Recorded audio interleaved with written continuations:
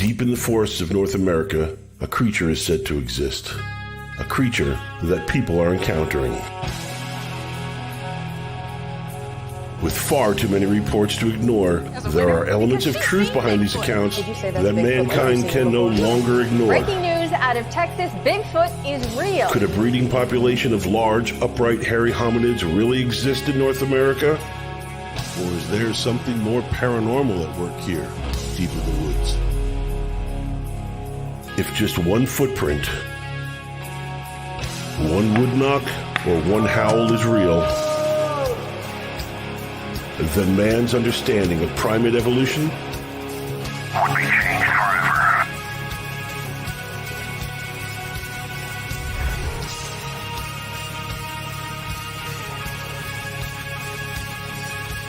Join the Catskill Appalachian Research Collective as they delve further into the mysteries of Bigfoot and other paranormal phenomena through the eyes of witnesses, investigators, critics, and skeptics. Join us as we look to discover what lurks from behind tall trees.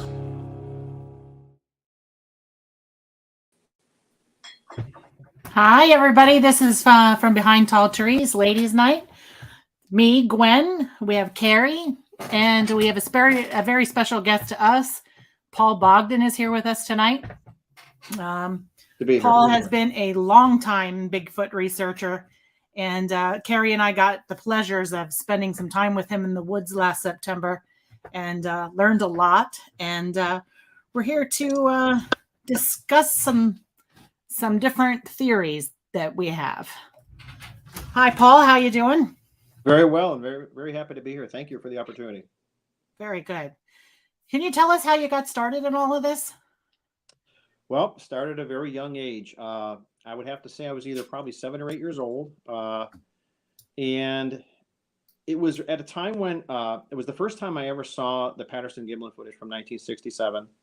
And being a young kid and being very inquisitive, I actually went to my father and I asked my father, I said, geez, Dad, is there anything to this? And his answer was, of course not. It's nothing but a man in a costume. So the minute I heard that, I absolutely was on board and believed. That's just the nature of being the kid I was, challenging my father in some ways. So as I got to grow older, I often would hit the library and I would consume as much reading material as I could on the subject matter and educate myself on everything Bigfoot related. And so that kind of made me sort of the armchair quarterback for a long time. So I kind of researched it from that level, really developing, if you will, at times my own theories. And it didn't really start, my field research didn't really start till probably, I'd say around, somewhere around 2000 or so was the first time that I really actively started hitting the research end of it, the field research end of it. And I kind of independently did my own work. And then in 2007, I met a very good friend of mine and mentor, Paul Matea, and became a member of the Bigfoot Field Researchers Organization. And that was at a time, if you remember the Jacobs photo, which came out, that was really an investigation that was handed to Paul, which he invited me to be a part of. And so I was very fortunate in that sense to really early on to really hit the meat and potatoes of the subject matter. And that since then, certainly there's been a lot that I've been a part of, certainly on my own and through the organization. And but that was sort of how it all began. Wonderful, wonderful. So over those course of years, what kind of theories or what have you come up with after all that time? Well, what I can tell you is this, and that's that where I began is not where I currently am at.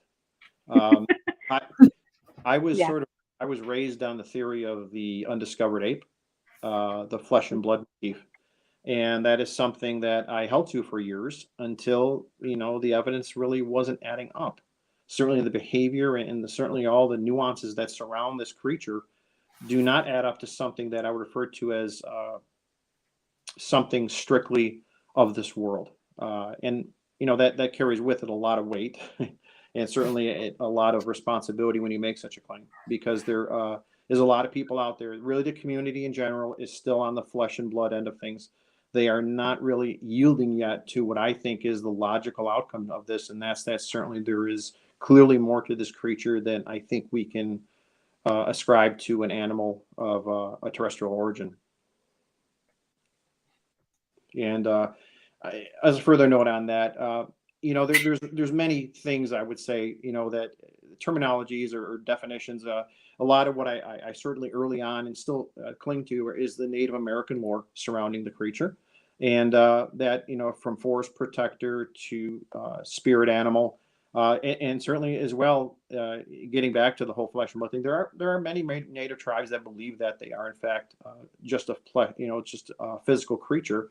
But again, a lot of them yield, if you will, to sort of this spiritual dimension that they possess.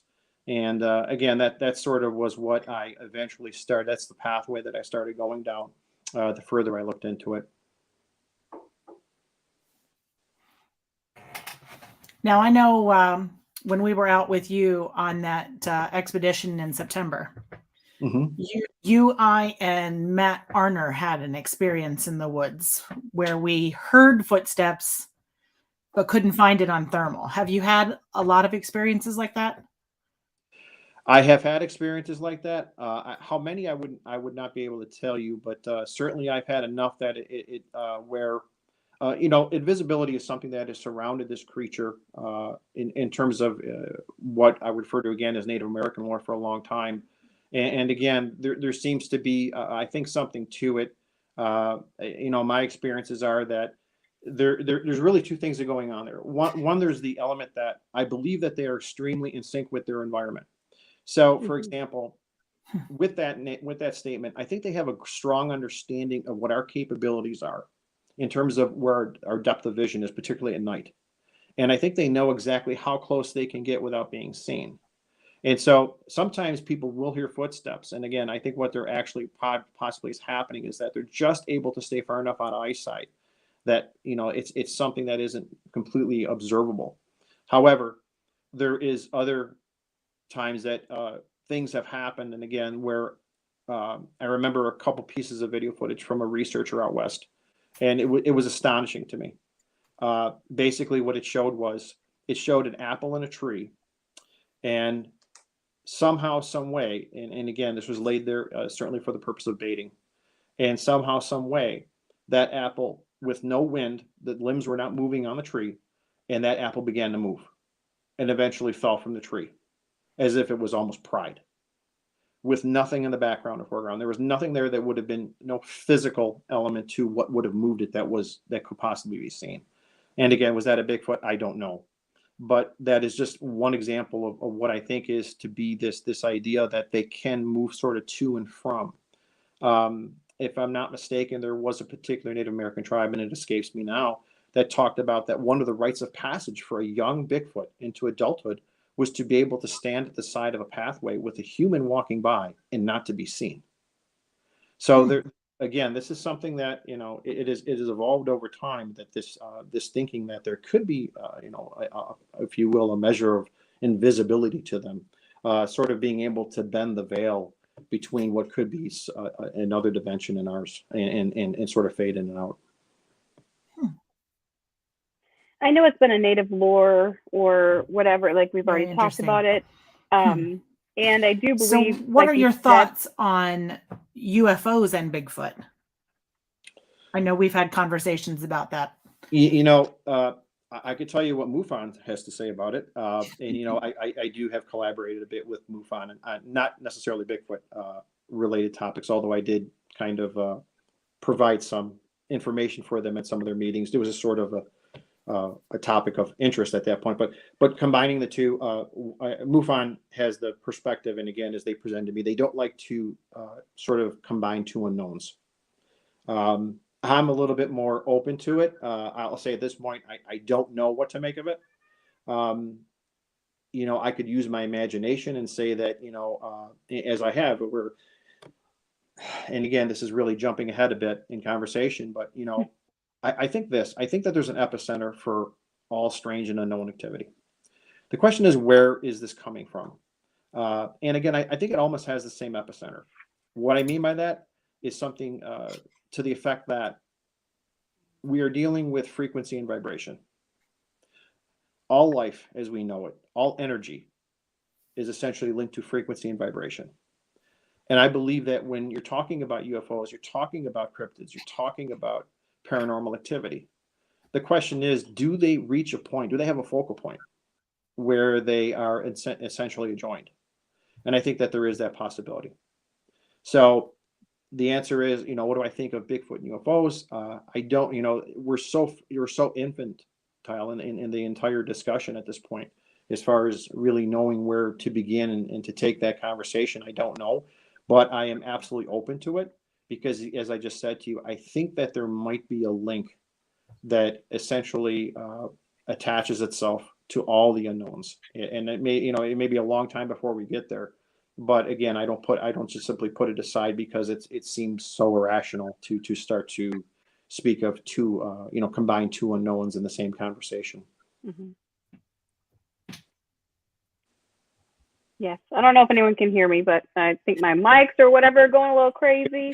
So, like, I believe infrasound is something that has been spoken about in the Bigfoot community. I personally haven't felt it or seen it, and I'm not sure I want to because I've heard people have frozen. Have you had experiences like that? And tell us about them because they're very fascinating. What you are also referring to as what people in the Bigfoot research community refers to as being zapped. And yeah. I can tell you at one time I was in fact hit by either what we would describe now as infrasound. And it was very fascinating. I'll tell you the story. I was actually on an expedition in Tennessee, and I was walking with 3 other people, and we were walking down into this hollow, and I remember we immediately, as we were going into the hollow, we felt a sense of uneasiness. I think we all looked at each other at the same time and said that, something clearly wasn't right. Something was unsettling to us. And we began to walk, and the person directly to the left of me was the largest of the group. He's rather large. His name was Ron. And Ron was about 6'6", around maybe 350 pounds. He was the first to get hit. And when Ron got hit, he immediately stopped in his tracks, literally, and became rather nauseous and a little bit lightheaded. And we had to stop. And so the idea was, well, let's stop and, let's let you get your bearings. And he said, well, no, you continue on and I'll catch up. So we continued on. Now, of the 3 of us remaining, I was the largest that was of the 3. And I got hit next. And I'll kind of tally this up for what I think might have been happening. But I got hit, and when I got hit, I received what would be referred to as, it was almost like a numbness in my legs, a tingling.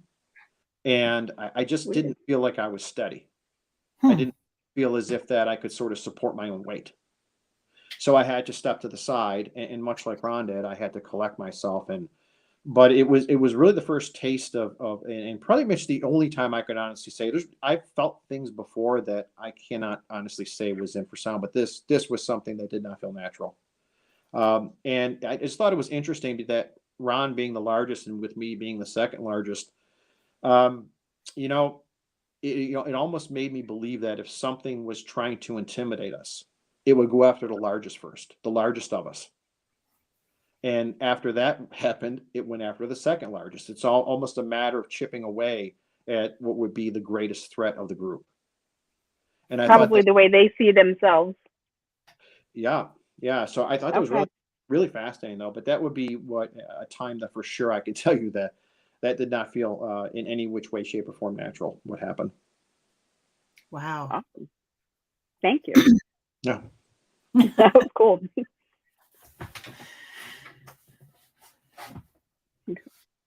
Where'd it go? Can you tell us okay, so I know that we've interviewed one other person, obviously, and can you tell us what made you the true believer? I think we all believe. I've believed since I can't even remember. When was it the first experience or expedition that you went on that you truly believed there was definitely something out there?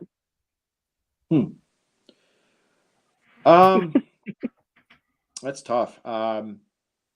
I will say this much, that I would never say I was skeptical, but I always tried to train myself to keep a measure of Mm-hmm. scientific perspective on this, and not to jump too far, on the bandwagon, and kind of maybe lose any objectivity that I may have had. But I probably say that we had an expedition in Allegheny. This was 2008, and that one was an intense expedition by most standards. We probably had, I believe, we had 5 or 6 thermal hits on that expedition, and we had, and I actually saw one through thermal and watched a young one through thermal for probably around 25-30 seconds. Wow. Completely clear what I saw. And again, it was the proverbial chimpanzee in the woods, or it was something that I cannot have an explanation for. But in any event, that probably was the first time. Approximately through I think it was 3 years ago. I was on. It was after I spoke at a conference. There was an individual that came up to me, and he was having significant Bigfoot and paranormal experience on his on land that he was leasing. And I spent approximately, I think, 3 days, 4 days and 3 nights. It sounds about right, on his property. And I was absolutely stunned what happened there. That was of all the expeditions or investigations I've ever been on. That one just absolutely floored me. The level of activity that I had while I was there was, and again, I won't say that I've ever really felt intimidated, but that was darn close. There were things that were happening there, including me having standing in front of one at night at approximately around 50 feet. And it was, all I can say to you is, you've heard of the term eye shine. Mm-hmm. Mm-hmm. What I was looking at, it was not eye shine. It was what was referred to as proverbial headlights. It was orange Wow. to red headlights that were so bright, it was actually illuminating what I could see to be a mane. And Wow. I'm watching at 50 feet unmistakably. It actually walked towards me. It walked back from me. It walked away, and it came back at a later point in time. But it was a total, I'd probably say, of about 20-25 minutes of just this. Wow. We're staring at each other. And I didn't feel threatened. When it stepped towards me a little bit, it was a little bit briefly disconcerting, but it obviously didn't show itself to be at all aggressive. And that was really, you talk about, you want the Class A sightings. I mean, I wouldn't state that as a Class A sighting, but I'll tell you what, it was pretty close. It was pretty close to it. While I was also there, there was just some of the people that were with me there. And I'm going to bring this up to you because I know it ties into the paranormal. And I had with me someone who is gifted and who has clairvoyant abilities. And she was a magnet for what was going on there. They were constantly around her. Everywhere she walked, she felt their presence, that they were eyes on her and that they were very interested in her. Several other things happened too. The cabin the trailer that I was in sleeping in got massively pushed on 2 occasions. It was wow. I mean, it's a laundry list of things. Basically just your classic Bigfoot type things. I found a partial print where actually one of the people that was there with me had stated that they saw something standing there and watching them. And so later the next morning, that happened in the night, I found what was a partial print. I found several twisties, trees that were pushed over. It was just really, just an amazing area for research. And what had happened was, okay, so I had mentioned to you that one of the people I came with was clairvoyant. She didn't say anything to me. Again, because the last night we were there was a little bit intimidating for her because they were coming up close to her. She had two, what she described as juvenile males that had pushed through some, and this is when she was at base camp, and I was out with the person leasing the land, his wife, and his and their sister. I'm sorry, and their daughter and her husband. And so she was left at camp, and while she was there, she was approached by two juvenile males that she saw four sets of eyes, or rather four eyes, two sets of eyes staring at her, red eye shine, staring at her, that was parting the actual bushes to do it. Wow. And it scared her pretty intensely. And actually, she got on the radio and began screaming for us to come back, and which we did. And when we got there, she was pretty wound up about it, certainly pretty intimidated. And she didn't want to do a follow-up at that point because I was going to ask her, was there any mind speak going on? Was there any sort of anything on a telepathic end that would take place? But I didn't really get into that with her, and so we didn't discuss it. Well, approximately 2 to 3 days later, what had happened was, we talked, and what she had said to me was, she, in fact, was contacted by the alpha male through Mindspeak, who had told her that they were on that land for 687 years.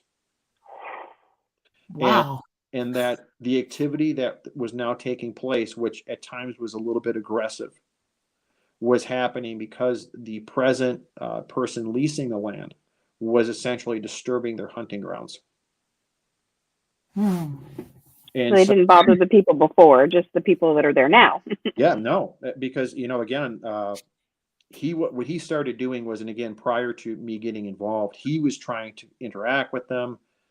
He was trying to find them. He was basically going out at night. And again, that's, it's one of the reasons why they can sometimes get a little bit agitated when we're around at night, because that's predominantly when they hunt. And sometimes we're sort of stepping on their toes. We're kind of basically, they're in the restaurant waiting for their meal to come. And well, here we come, and we're kind of disrupting that a bit, maybe taking away some of that element of their, their normal behavior. But it's a fascinating thing. And that's the only time I've ever used anyone of a clairvoyant nature. But the actual grounds I was on dictated it. It was, and again, I will say this much, that, I wish I could have gone back. This was unfortunately a one-time thing. Unfortunately, I don't think the owner wanted me to come back. I made further attempts to return. I wanted to make it a research site, but I was never contacted back by him. So unfortunately, that was the conclusion of my time there. Yeah, Wow. and sometimes it happens that way. Listen, I often tell people, when you come in on an investigation, the truth of the matter is that it's kind of like kicking a hornet's nest. And when I leave, the hornets aren't going back in. If they get stirred up, just as if you do a paranormal investigation, it's the same thing. You're going to see a spike in activity. You're sort of energizing them. And so that's, and I think what may have happened is that based on what happened to my time there, if that had all continued, I can imagine where that's enough to really make someone say enough's enough. I just don't want to deal with this anymore. Right. So I just want to take a second to thank everybody and welcome them to From Behind Tall Trees tonight. We're again talking to Paul Bogdan, a member of the BFRO and a researcher of many, many years. And I believe we have a question here. Sure. From Squatch Talk. Is Mindspeak a one-way channel for communication? No. My experience is it can be. However, most people have talked about the ability to actually, translate their intentions and certainly their words through the telepathic means. Yeah, it's definitely not one way. I had a follow-up question for you, Paul. When you were talking about your friend being clairvoyant and obviously being a female, is there, in fact, I don't want to say a study because there's no studies because we're all scientists in their own ways, but is there a fact that females have more activity sometimes than males do in this field? Oh yeah, for sure they do, and that's a couple of times when we were out together, I try to create female groups for that, Yeah. because there definitely is an attraction, particularly for Bigfoots, the juvenile males particularly. They have seem to have a strong affinity for women, and they have a curiosity of them, certainly. And there's been a lot of talk about that, particularly women that might be in a menstrual cycle, as Mhm. having the ability to draw them in due to such things. But it's definitely they have a curiosity of women. The other thing too is this, that women and children in general. My experiences are that when you take women and children in general, they are far more likely to have encounters with Bigfoot. One of the reasons being is that, really, again, this ties into something I said earlier, where when you're talking about who the greatest threat is, well, they tend to know that men generally more so than women carry weapons. They see men far often than women hunting. And so there's this idea, I think, that there's women and children in general are more approachable and present less of a threat to them. And I do think there is something to that. That's very cool. That is interesting. Now I gotta ask, how many Bigfoot shows do you normally watch? And have you seen the current expedition Bigfoot that's on? Yes. Yes, I have, actually. And again, I will say this much, that everything that I've seen, it seems to be a quality show. I'm very happy to say that, and again, there's a lot that I would not say that of, but it seems to be, they seem to be certainly finding what I would describe as legitimate evidence. And I think the people involved with it, everything I understand of them, and I only have a little bit of a background on them, I don't know them personally, but they seem to come from a fairly strong reputation. So I have good things to say about the show, and I'm definitely encouraged by it. I recently, I don't know if Carrie's been watching the show, but yeah, they had some interesting things that made me think of this interview with you. They had like a LiDAR where they caught something walking through the frame. Yes. And then they also had in a couple episodes where it was nighttime and they had a flashlight and they caught like a shadow of something going across. Right. What are your thoughts about those? I'll tell you,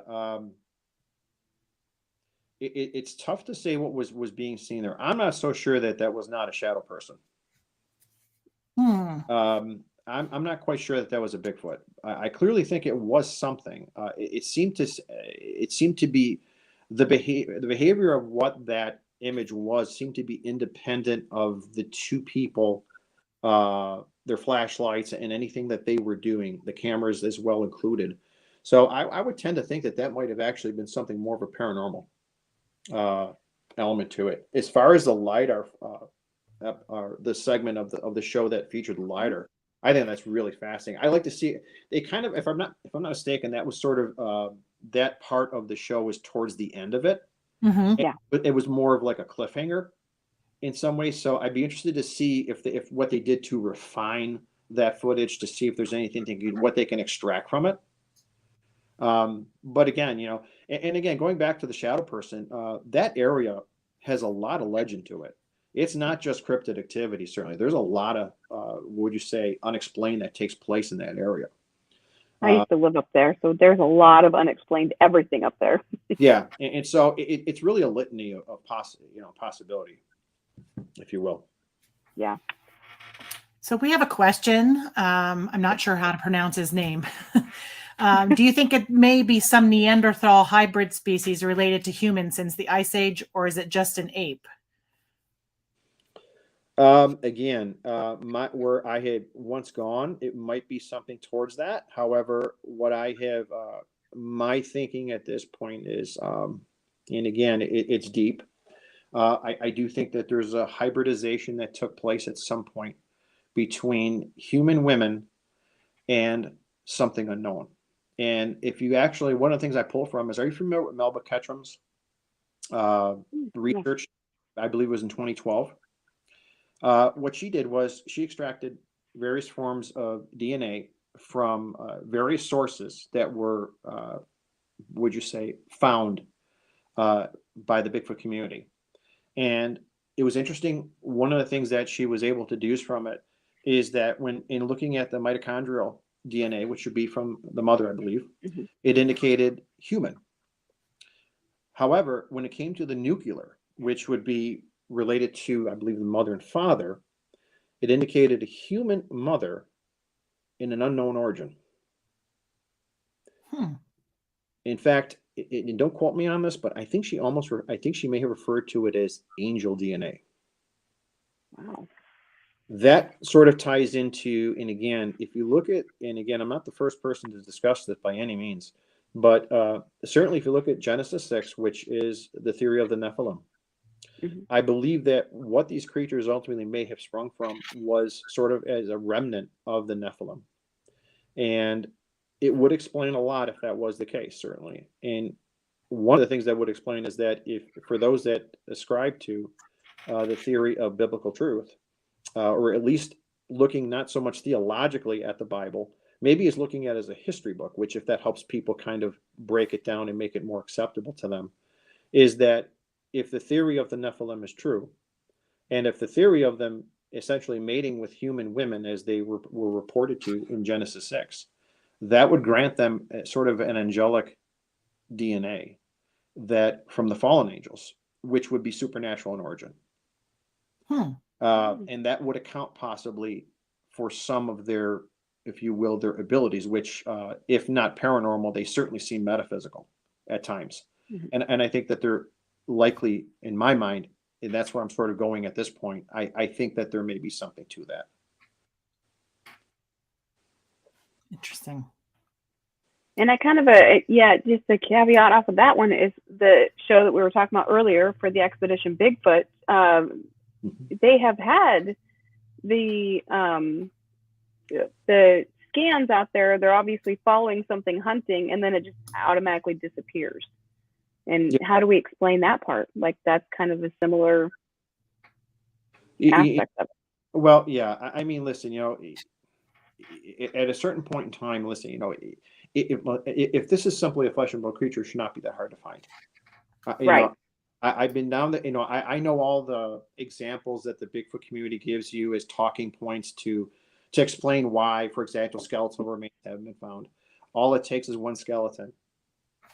And we haven't found it, at least to the point of it being found and identified by science in a public arena. Some people certainly have believed that the government has found them, and that they, this all stems from the Ancient Antiquities Act, and I think it was 1907, when it talks about how the natives were on native land or federally controlled land, which, let's be honest, where were many of the Bigfoot? If you look at the national forest, you look at native land, where would you find a Bigfoot? Well, oftentimes it would be in the segue of lands.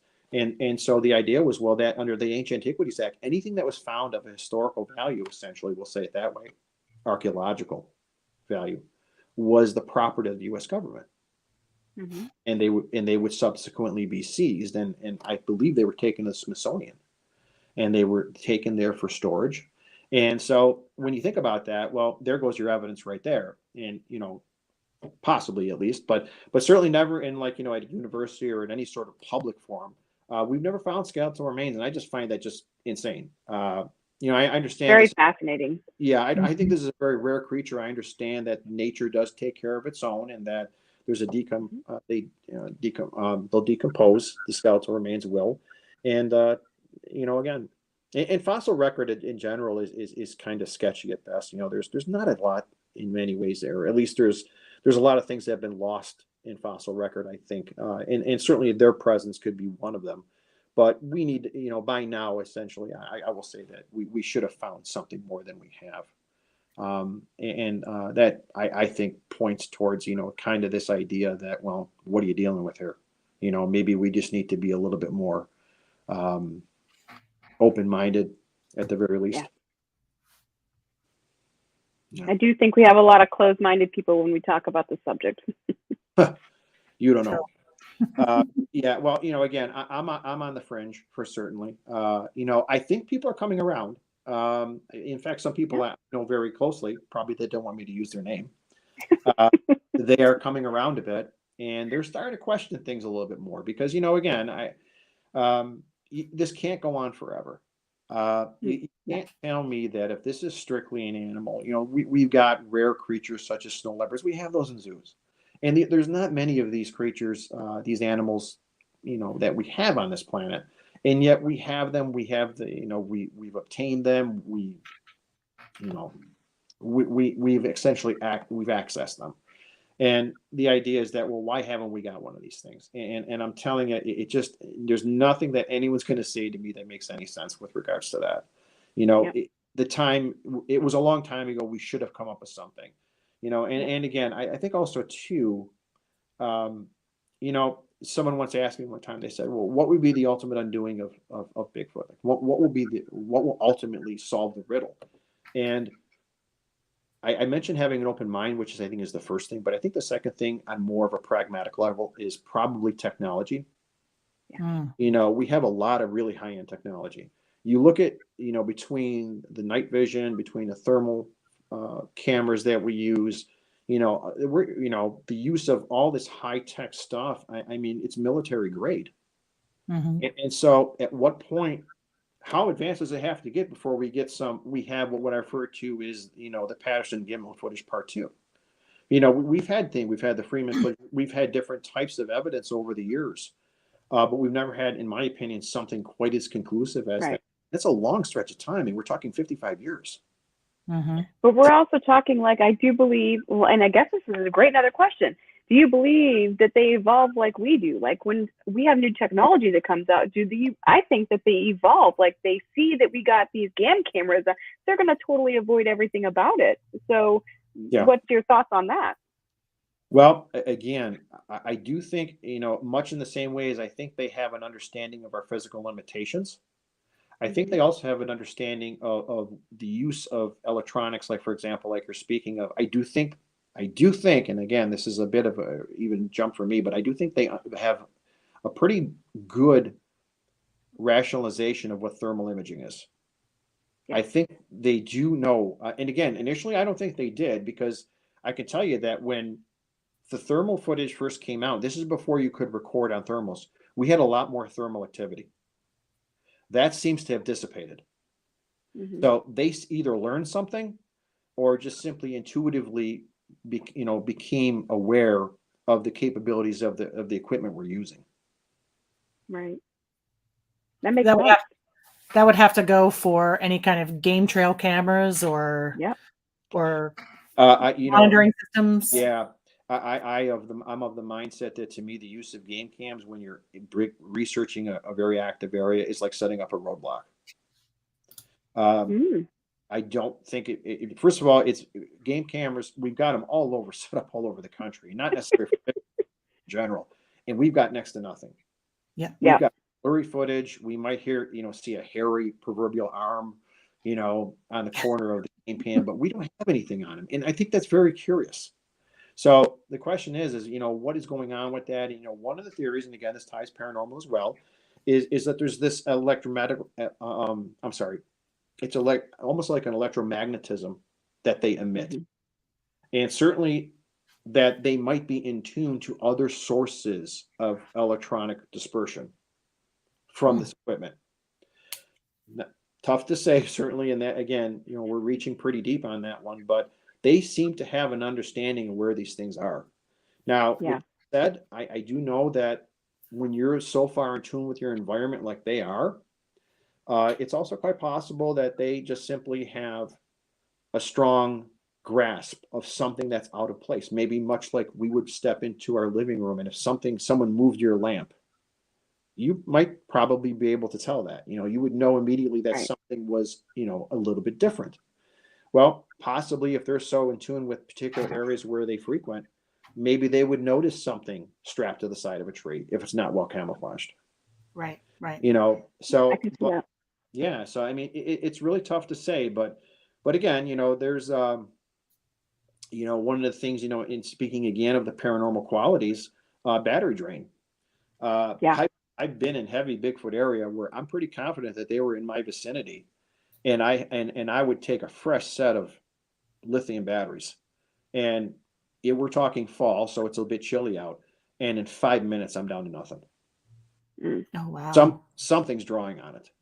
I don't Yep. know what, but something was certainly drawing on it. And, I've had it happen. That's happened many times. That's not something that's just, that's why I always have to keep a packet full of batteries with me instead of having to go back to base camp, because it just happens that frequent.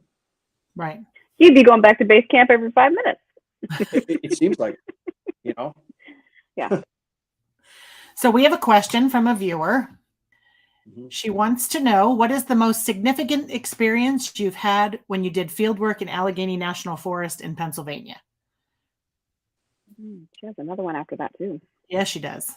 I would probably say that in my time there, I would say that the time that, and again, and I'll really this to you. The question is that, have I ever seen one in daylight?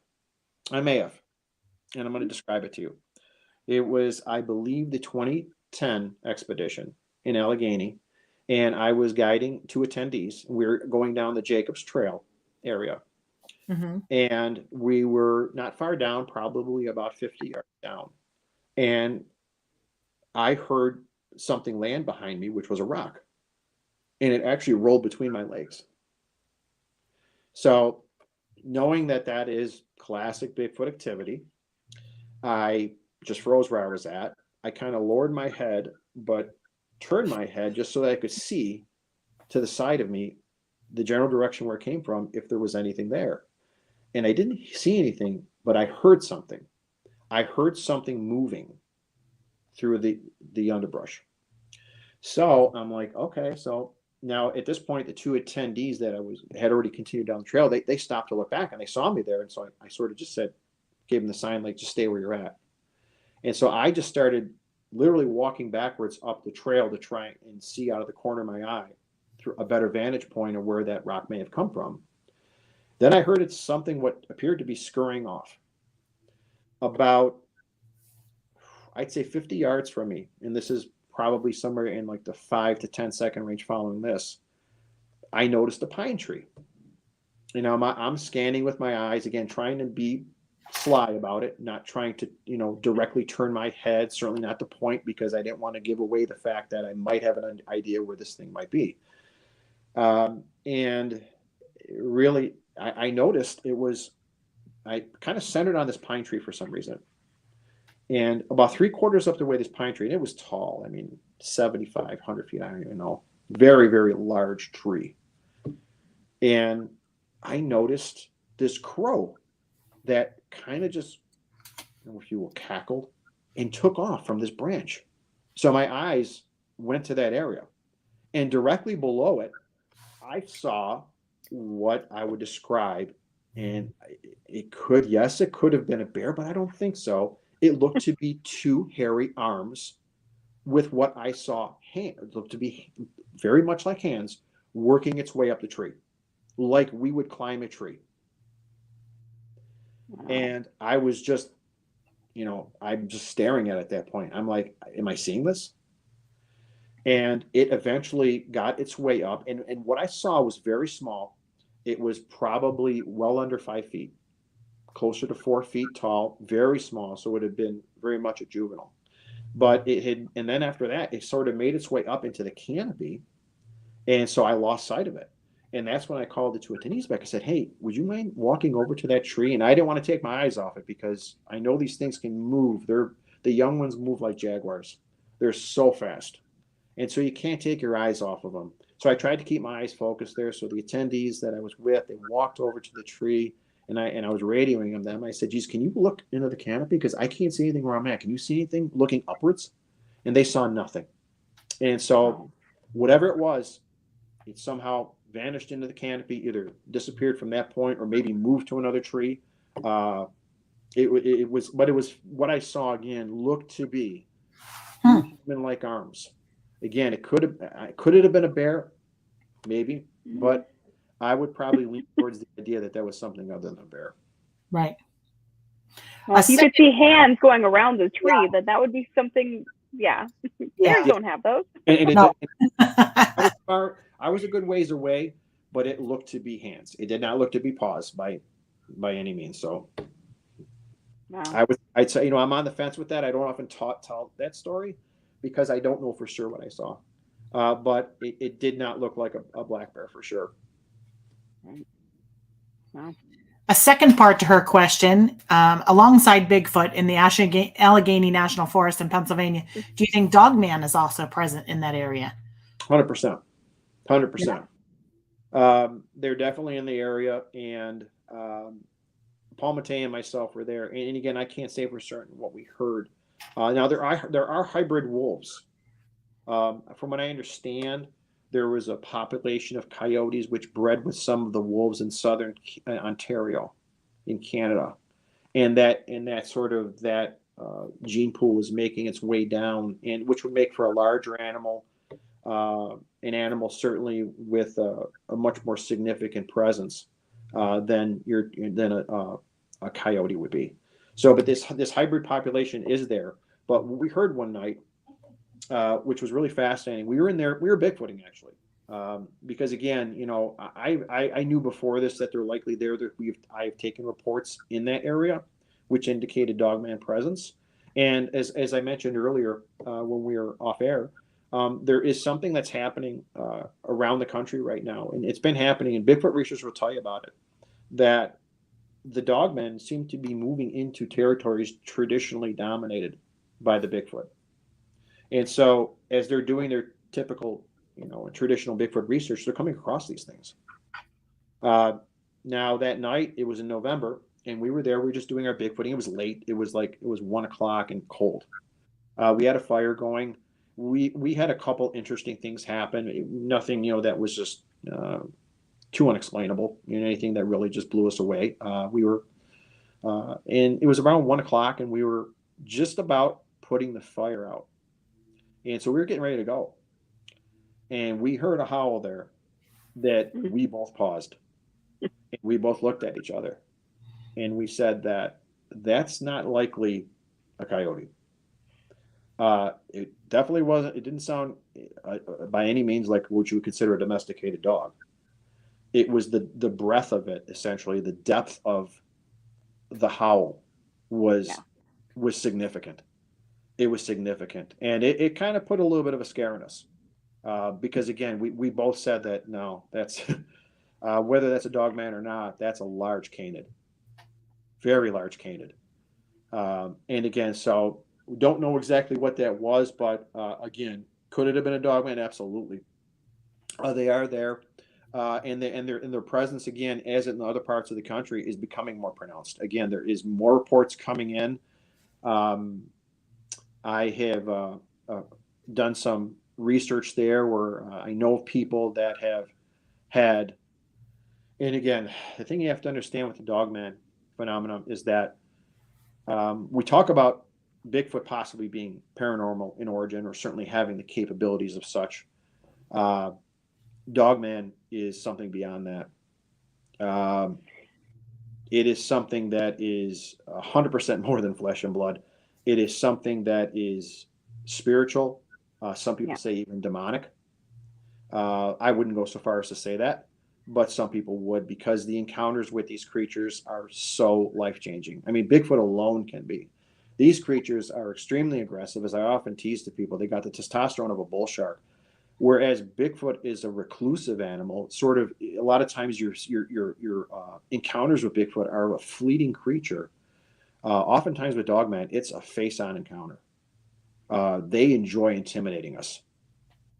And what I will say is that, so that makes them, but again, the thing about dogman, again, and we're getting off a little bit from the Bigfoot subject, but if you track people's encounters with dogman, a lot of times people, when they have an encounter with a dogman, it seems to somehow psychically imprint on them, and they will have other encounters with them, to the point people have actually had encounters with dogman in, for example, in forested areas and remote areas, and then have seen dogman in suburban areas,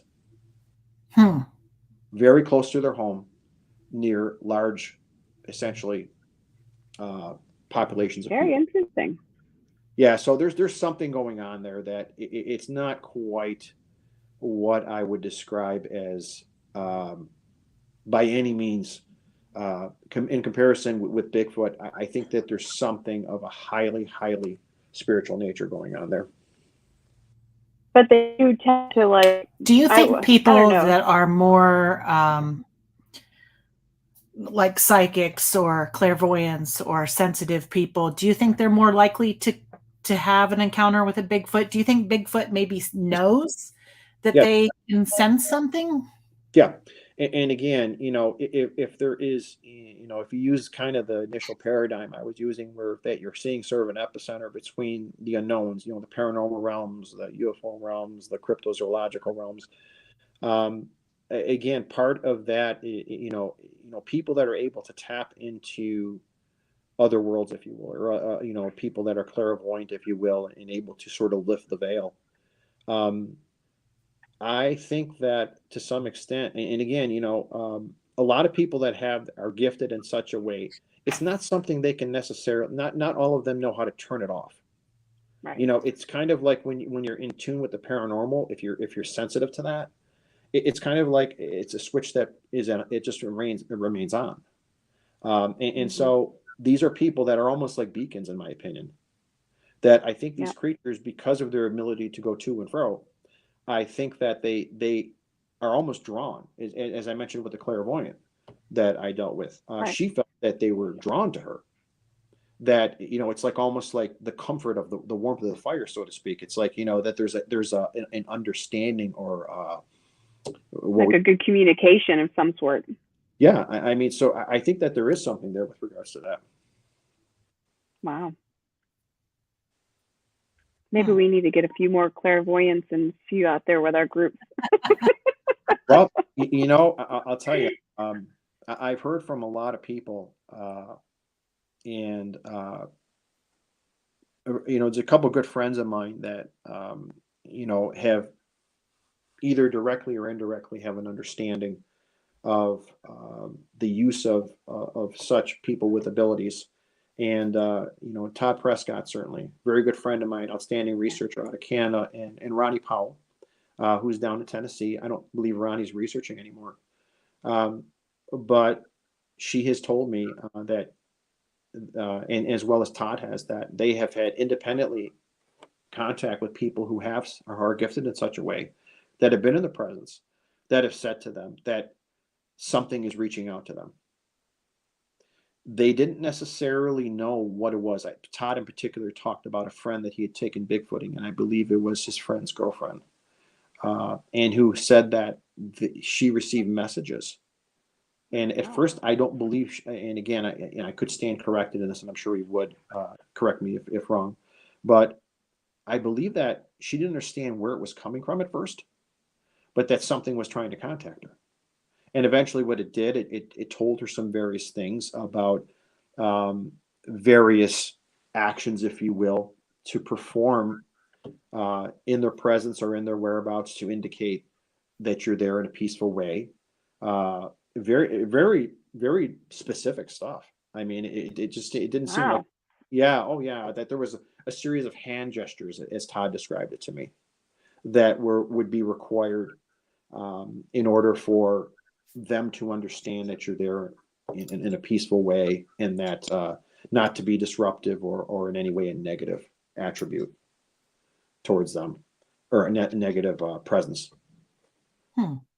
But as well, Ronnie had told me, and again, that one of the times that, and it actually kind of scared me a little bit at the time, because she knows I had researched the Allegheny National Forest extensively, and she had told me at one time that, and again, she has gifts as well, and she had said to me at one time, she had said that there's two groups of them in Allegheny National Forest.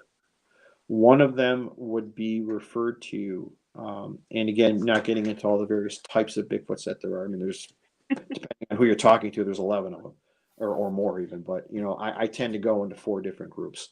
And but the sort of what they call the type 1 Bigfoot, which is more like the patty Bigfoot,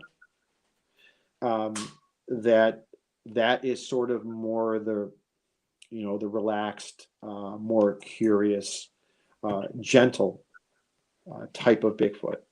And then there's other ones too, which is the type 2, which are more the Neanderthal type. And those are the ones that are highly aggressive. And actually, they're more prominent in like the Midwest, Oklahoma, Texas. And actually, a lot of people there have talked about the fact that they predate on people. When you talk about day politis and people missing in national parks and certainly in various places such as that, if there is a cryptid responsible for it, and I think Dave Politis will probably tell you that that's not the case most of the time. However, when there is a cryptid that be responsible for it, the type 2 Bigfoot, in my opinion, and this is me saying this, I think may be responsible for a lot of those missing people. They had been known, I believe it was the Native Americans in that area of Oklahoma had talked about at one time that they used to eat, that they weren't like actively pursuing people as food, if you will, as a food source, but that they won't, if you're a stray hiker, you're elderly or someone that's in a position of vulnerability, that it would be a dangerous prospect for you. Wow. So that is something to kind of consider. But Ronnie had told me that there was 2 types of Bigfoot that were present in Allegheny at that time, one of which I needed to be careful of. She said the one would be the classic Patty type, and that there was another group or clan of Sasquatch or Bigfoot that were in the area there that she would probably have described as more towards the type 2, which is that they do not see us as, in other words, that they want nothing to do with us, that they see us as essentially something, what's the way to put this, possibly to be avoided, and if you can't avoid us, that they're going to get rid of us. Oh, wow. So yeah, it was pretty ominous actually when she said that. And again, I do believe that in Allegheny there's more than one species of them. There's actually several different types of cryptids, not just in terms from a primate or hominid standpoint. There's actually something more than Bigfoot there. But there's 2 different types of Bigfoot at least that are there. That's in my opinion, of course. So we have a question from Squatch Talk that says, how can you be 100% on the dog man? Because you heard something? Again, I'm basing it on reports from other people. And again, and then, listen, I'll say this to Machia that, someone says to me, well, what's the greatest evidence that supports the existence of Bigfoot? I would probably say what people have seen and heard. Again, there is such a strong level of historical evidence that we have of people hearing and seeing things. And again, I mean, it's been said numerous times, but not everyone's making this stuff up. In fact, I'd probably say that, it's been estimated, and this is not me saying it. I've heard someone say that about roughly from 70 to 75% of the reports are authentic. So you're dealing with 3 out of 4 that are legitimately things that people have heard and seen. And certainly that is what I think with the dogman phenomenon, which is taking place there. I have not found tracks there. I do know of another research group that has found dogman tracks, sort of on the northern side of the forest. But in terms of what I've experienced, the only thing I've ever heard is that howl. But I'll say confidently, based upon the eyewitness reports that I've looked at, and that there likely is a population of them there. Yeah. We have another question. Mm-hmm. We'll probably make this the last one. She says, I heard that Bigfoot and Dogman can remember you and will know your scent. Do you think if you encountered them, they will follow you even across country? Do you think that's possible? Well, cross country, if we're coming from the flesh and blood perspective, might be a bit of a stretch. But what I could say to you is this: that yes, I do think they understand your scent. I have strong confidence that they know who I am, because I've been there. I've been there so many times, and I used to do something which I don't do anymore. it's a rather stinky way of approaching research, but you tend to wear the same clothes all the time. Mhm. You're keeping the same scent on you. Mm. Yep. And so they can certainly identify you by scent.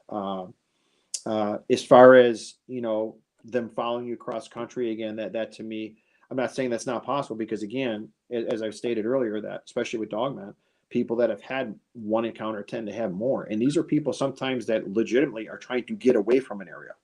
They're like, Right. you know what, I want nothing to do with this. So they'll move across the country, or they'll even move to more populated areas, and yet they still have an encounter. So yes, whatever this phenomenon is, it is following people. That's very interesting. Very cool. Very cool. I know. Something to follow me across the country, but I think it's very cool. Yeah. It can follow me. I would love more. Well, you know what? It's kind of like opening Pandora's box. It's like Yeah. when you really want to get involved in research, and, Gwen, as we've shared, you're experiencing a lot of it on your property now, Mm-hmm. and it's fun, it's exciting, but it can have moments of intimidation. Again, because you are dealing with, we can talk about what these creatures are all day long, and it's sort of irrespective of any of this. The reality is that these creatures are very capable of doing harm. Generally speaking, they do not. Even dogmen. I don't really have a fear. I've been in the woods by myself. I've been in very close proximity to them, I believe, and I've never really felt that I was endangered. As I mentioned to you, I was zapped the one time, but it went away. Mhm. I sat down, and again, they have the right, and I believe it's, they have the right to look after them and their young. And certainly if I happen to be in an area that particularly where there's young, or if I'm in some way encroaching too close to a group, you're going to experience intimidating behavior. And the idea is this: it's really not designed in any way it's only designed to get you out of there. And again, they're not. Yeah. Even I've heard of people being bluff charged, but they were never touched. Right. It would, again, it's Right. designed for a purpose, but not to hurt you. Yeah. See, I've and even heard of people being chased out of the woods on purpose. They never came close enough to do anything, but they chased them because they don't want them where they're at. Well, Right. I remember I took a report one time, and an individual was telling me how he was hunting about roughly a mile into the woods, and how he was hunting out of a tree stand, and he claims he got flanked by two Bigfoot, and so he did, which I think is the worst thing to do. And if anyone's hearing this, anything I've said tonight, please do not shoot at them. Yeah. If I can promise you that they are almost certainly not going to hurt you, but they have the concept of self-preservation. If Mhm. you attempt to fire on them, that is where things can go sideways very quickly. So refrain from doing that. Well, he decided to shoot at them, and they kind of ventured off, and he got scared at that point. And when they sort of left the area, he got out of his tree stand and started to proceed back towards his vehicle. He says it was about a mile out. Well, the thing is that he says he was being flanked by these things. And he goes, one of the statements he made to me was, I barely made it back to my truck. And I said, I can promise you, if they didn't want you to make it back to your truck, you did nothing to get back to your truck. They allowed you to. If they Yeah. had malintent, if they wanted to hurt you or kill you, it would have been very easy for them to do it anytime. They are absolute alpha predators. They move with incredible grace, speed, and power. I'm sorry, you can have your long rifle, you can have whatever round you want, but it's not going to protect you if they're really coming for you. And that's part of and that's why we've talked. One of the things that I share with you is I don't carry a weapon in the woods. I carry bear guard. I carry an air horn. I carry something other than what we would refer to as a lethal means of protecting myself. And the reason is because I can't carry around big enough to take them down. Yeah. So the theory is this: if I'm fortunate enough, mind you, and again, I've received a lot of training in this actually, and I can promise you that in a panic situation, your accuracy goes down as much as 80%. So if I'm even fortunate enough to strike a vital on one of these creatures, And let's just presuppose this for a second. And I'm able to kill one of these creatures. What am I going to do with the rest of the group? Mm-hmm. They're a social creature. If you're talking about Bigfoot, for every, there's an old saying that for every one you see, there's another two you don't. Mm. Oh yeah. So just something to think about, and I always say this because, again, I'm a completely non-kill person. I will say that much for the sake of research and the like. I know a lot of people say we have to produce a body. I believe in these creatures as sentient beings. Mm-hmm. They're sentient, pardon me. And I believe that they should be respected. And as much as they respect me, I certainly do them. And for any, in speaking of that, I just think that is really, in my opinion, when I think about how our attitude should be, it should be, as they're curious of us, we should be curious of them. But the boundaries of a mutual respect, and if not admiration, should be present. At least they are in me. And again, I think, when you talk about paranormal, you talk about, some people say they can read your aura, that they understand your intent. They understand, to some extent, your heart. I don't know if that's true. I do know that animals in general, dogs are famous for that. They can absolutely dissect a person's intentions. I believe that, at least. That's something that, they're very good at that. They can sense a threat. They can sense a measure of ferocity or lack thereof. And I think they respond, the dogs do, that is, to such. And I don't think these creatures, I think they're much more advanced than that, obviously. But again, the idea is that, can they read our auras in such a way as to deduce, how much or measure of a threat we would be to them? And apparently, I think that there is something to that, as we mentioned earlier, the idea that women and children tend to get approached more than men do. Mm-hmm. And when I say approached, I mean, we're not talking about finding them or happening to stumble on them. I'm saying where they are trying to interact. Yeah. Women and children tend to have more of a success rate in such encounters, in creating them. So, but, we just, as I said, it's just important that we not lose focus of, the idea that whatever these creatures are, and again, I'm not sitting here saying to you, it's like I said, I've changed 180 since I started in this, and I may change another 180, in time. I mean, I don't know, but again, there's no one's ever going to convince me that a dead Bigfoot is the way to do this. I agree. I'll never do that. No, I'll stop doing this before I would ever agree to that. Right. Yeah. Definitely. Yeah. Let's take a sneak peek at next week's show with, I can't think of the gentleman's name off the top of my head. Brendan, can we have that clip?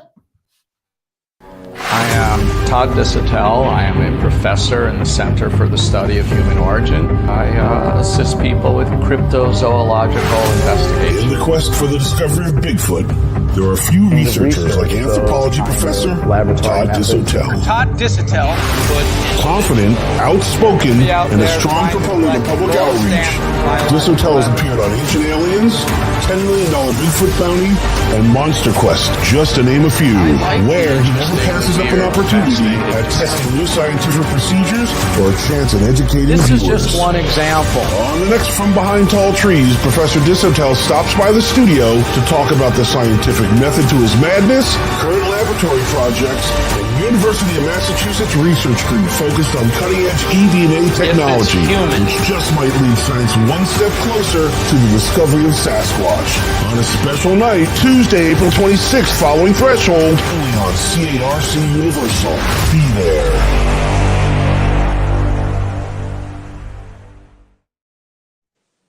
Now that sounds like a good show. It really does. It really does sound like a great show. I want to thank you all for coming on.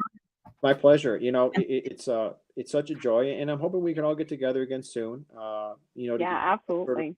Yeah, definitely. You're all welcome to come to my house. Oh, well, I'm coming. I'm coming. You don't have to worry about that, Gwen. I'm on my way. Yeah. I'll tell you what, you're going to be having your own show pretty soon. When, I don't know about all that, but well, no, you really got really a plethora of things going on there, and you know, Yeah. I think keep whatever you're doing seems to be working because you're not suppressing it. It seems to be expanding. yeah, And so, definitely. yeah, keep that going because I think that's important in the long run towards you know, you furthering your experiences there. Whatever you're doing seems to be working. You're encouraging it, and again, not in a way that, I mean, you yourself have said you don't necessarily feel threatened or anything by it. No. And so that's good. That's what you want. You want to kind of keep it at an arm's reach, but yet close enough that you can observe it and document it. We'll see what happens when all her friends come and start camping on her lawn. It's going to be like a commune. The Bigfoot commune. Yeah. that just your conversation about whether or not they, you know, follow you or sense you or whatever. I mean, what I saw was walking away from me. So, and I was in a car just driving down the road. So to me, I'm like, it doesn't know I saw it. But then again, I'm like, all of these things are happening and I'm questioning the neighbors and they don't notice anything. So I'm like, does he know I saw him? Like, is that why he?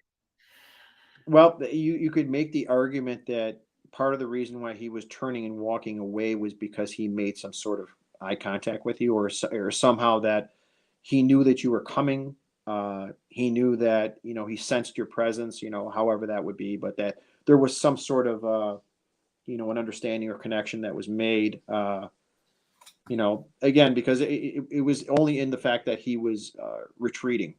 Mm-hmm. That, you know, it's possible you just caught him at the right time when he was moving out of an area, or it was that he kind of had, you know, sort of seen you or somehow come across you in his awareness field. Maybe he also knows that you believe, and guess what? You got lucky. And well, now you know, he lives in your neighborhood. Yeah, in my backyard, so to speak. I mean, he could just show up for a beer and we could sit around the fire. That would be even better. You never know. You might get your wish. Now, have you tried at all any gifting? I have not, only because I'm a little nervous about that. It is my backyard, so I've been kind of you know. Well, gifting in terms of habitualization, gifting is not the same thing as baiting. Certainly, Right. I would not recommend the use of food Right. at all. And in fact, there, you know, Ronnie Powell is probably, she knows as much about habitualization as just about any researcher could. And she's, I know she's not a fan of it. Bad things happen. You don't want to see, because, and it's very fascinating how it was described to me, and it's very true, is that when you're dealing with this creature, you're dealing with, when we provide a food source, we become subservient. Yes. Yeah. And they see us as the providers. Yeah. And that's a little bit, you know, that's kind of like they say, you know, don't feed the black bears. There's a reason for that. And you don't want to get into that sort of a relationship with them. So I think it's important that, but the gifting is another story. That's something that I think it almost plays on their curiosity and intelligence. And I don't know exactly how big your property is, but it could even be, is there any public land that borders your property, or you know, maybe something? No, it's all owned land then. It's all privately owned. Maybe just to the very edge of your property, try gifting. But again, I've not heard too many horror stories when it comes to gifting. It's predominantly and almost exclusively when it comes to feeding them. And that's not something that I think anybody should do. No, especially in my backyard. Well, that's just it. I mean, you know, yeah, I mean, geez Louise, no. So I said, what happens if that one time I go on vacation? Yeah. What was that? You know, somebody had said to me, why don't you leave him out some apples? And I said, well, what happens when I go on vacation and he's not getting any more apples? Is he going to, you know, come to my house and just tear shit up? Because, you know, well, it's. Yeah. And in all honesty too, you know, it's kind of, it's unfortunate, but people have actually habituated them and then moved. And the people that moved in to the property had to deal with them. Had to deal with it. That's not something I think that was on the seller's list when it's like, Bigfoot. By the way, leave out some apples. Yeah. Yeah, exactly. So, Right. and that's just not something that ends very well. And so that's why, but yeah, that's happened where people have actually moved onto a property. And what had happened was, and this is nothing I was involved with, but I actually saw this one time. Someone's show, they had said that they went and talked to the previous owners and said, geez, did you notice anything unusual? Oh yeah, we used to feed the Bigfoot. And they're like, so you just stopped? Did you not, you didn't think about like maybe what's the repercussions of like, someone else moving in on that property. But, you just got to be a little careful, like I said, but the food is off, no pun intended, but it's off the table. Yeah. But definitely gifting, I think, is a really neat way to get them interested. And also, That'd be cool. Yeah. That would be cool. I might have to try something. Oh yeah, I would recommend that. Yep. Mm-hmm. Awesome. Please tell us you will call back. You will come back. Oh, of course. Absolutely. You know what? It's a joy to be here, and I just love talking about the subject matter. Especially it helps when people are like-minded, certainly. But it's become important in my life. It's kind of almost defined me in some ways. And I really I enjoy every opportunity I have to share with other people and to talk about the subject matter. And, this is how we're going to, hopefully one day get to the bottom of this. But like I said, the only thing I ever asked for is that, and I know I have it in the two of you and other people that I've talked to, and that's that keep an open mind. We can't be too critical and too pigeonholed in how we're viewing the subject matter because the world is a big place and certainly the universe is much bigger. Mm-hmm. And there's something going on here that I think ultimately we're going to be able to say is much larger than what it's being portrayed as. And I think when that time comes, I think a lot of people's eyes are going to be open to a part of our existence that they never thought they'd ever see. Yeah. Yeah. Well, Paul, I greatly appreciate the time that you have spent with us tonight. We love you. We've learned a lot from you over the 8 months or so that we've known you, and looking forward to the next expedition. So keep us on the list. I'm going to bring Yeah, we'll be the first ones there. I'm going to bring this up now. I don't know if you two would consider this. What about a live broadcast on an expedition? Oh, hell yes. Come on. Count us in. Let's do it. We're there. Count us in. I think that would be handy. I think the viewers would like that. I think it would be, just in Hopefully terms. there's not a lot of bleep, bleep, bleep coming out of it, like, because I can't see and because I'm blind at night, but, Hey, you know what? We're all adults, right? Yes. You're going to have to put the mature advisory. But I'm ready for some lives. I think that would actually be a lot of fun, and I think the viewers would love that too. And I would love for us to be together. That would be fantastic. Yes. Well, Yes. that's kind of what it's all about too. You sort of getting the band back together, right? Yes. Yeah. Absolutely. Yeah. So we'll put that on our short list for if not this spring, maybe sometime this summer. Absolutely. Absolutely. Done. Mm-hmm. I want to thank everybody who tuned in with us tonight. Thank you for the great questions. Thank you. And from me and from Carrie, we wish you all a great night. Be safe, and we'll catch you on the next From Behind Tall Trees. You've been watching From Behind Tall Trees, a Catskill Appalachian Research Collective production. For more information on this program and others like it, remember to like, share, and subscribe to CARC Universal today. To join the conversation on our Facebook group, become a member of the Catskill Appalachian